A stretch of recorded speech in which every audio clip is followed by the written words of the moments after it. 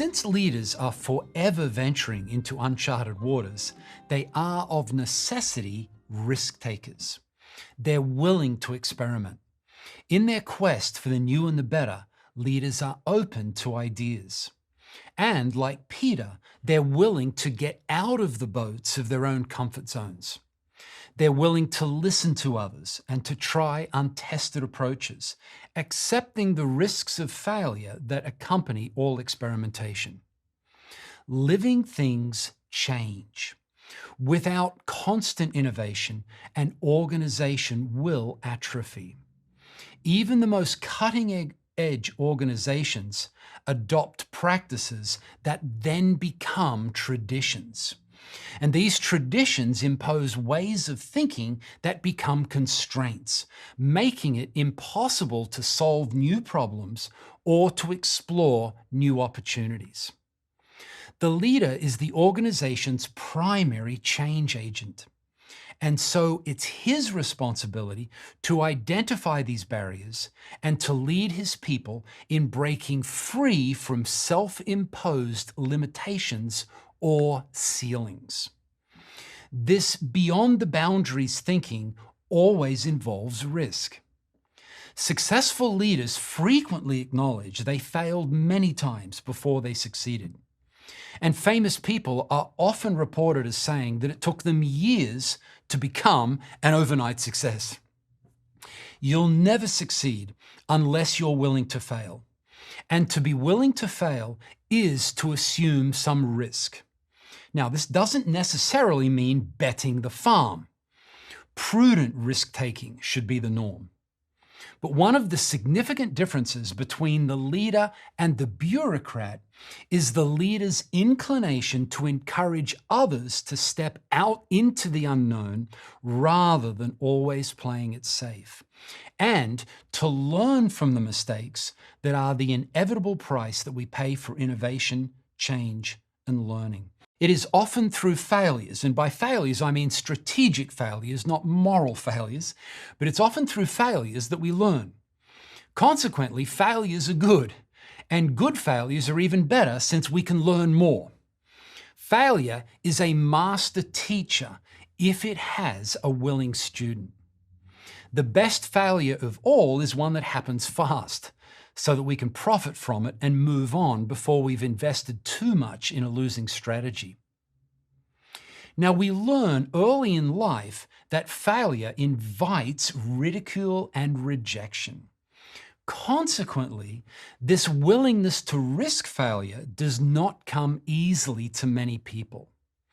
Perhaps it was the fear of failure that was driving the servant in Jesus' parable of the talents, who buried the assets that his Lord had entrusted to him.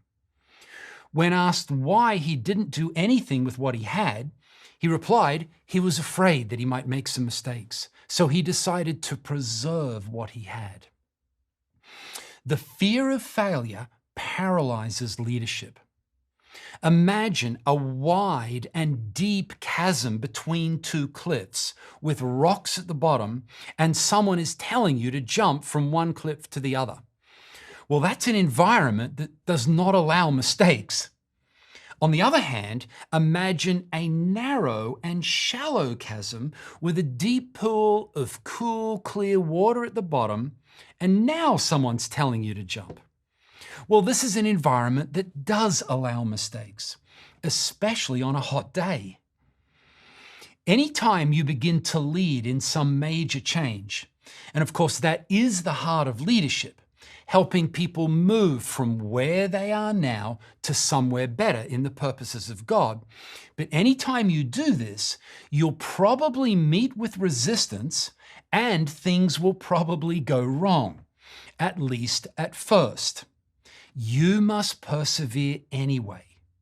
Risk and the possibility of failure are persistent elements of leadership.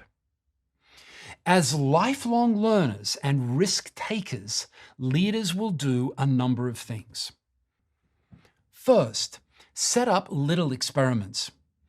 Leaders experiment with new approaches to old problems, and it's cheaper to do this in the early stages of innovation. When you have a new idea for a newer ministry or approach, try it out soon. Don't wait until you've perfected it. On the other hand, don't bet the farm on a new idea. Then make it safe for others to experiment. The leader sets the tone for the organization's creative climate. If the leader demands perfection and allows no mistakes, he will stifle vision. If you expect those you lead to venture out and take chances, you must make them feel safe and secure in doing so. As much as possible, reduce the costs of failure. Invite innovation and then provide the resources necessary to nourish and sustain it. Also, leaders encourage others to take risks by doing so themselves. They set the example and show the way. Then, stop the negativity. It's very easy to belittle new ideas. If it ain't broke, don't fix it. That's the mantra of those who cling to familiar territory. It's too hard, it'll never work, we've never done it this way before. Like firefighters pouring water on a fire, these people douse innovation and extinguish enthusiasm. Leaders must discourage this draining negativity and help people to see the possibilities that change brings. Then, work even with ideas that may sound strange initially. The lifeblood of any organization is a continual flow of new inspiration from God. Innovations rarely appear fully created and ready to implement. They usually require nurturing. Give every idea at least a chance. If you're too quick to reject new ideas, you will lose good ideas in the process. And you'll also discourage people from offering future ideas through fear of rejection. But people who know that their ideas will receive a considered and balanced evaluation will be more likely to continue submitting ideas. Then, honor risk takers. This boosts morale and reminds people of the need to take risks. In addition, good attempts must also be rewarded, not just when they succeed. Then, very important, debrief every failure as well as every success. Many innovations fail, and it's tempting to let painful memories slide, but the lessons are too valuable to be ignored. Especially learn from the failures of others. Those are the cheapest mistakes. Ask the following questions. What did we do well? What did we do poorly? What did we learn from this? How can we do it better the next time? And finally, rely on God. Pray that God will lead you to new paths of opportunity to fulfill His purposes. He is the greatest innovator of all, and it's His work, and He wants you to succeed.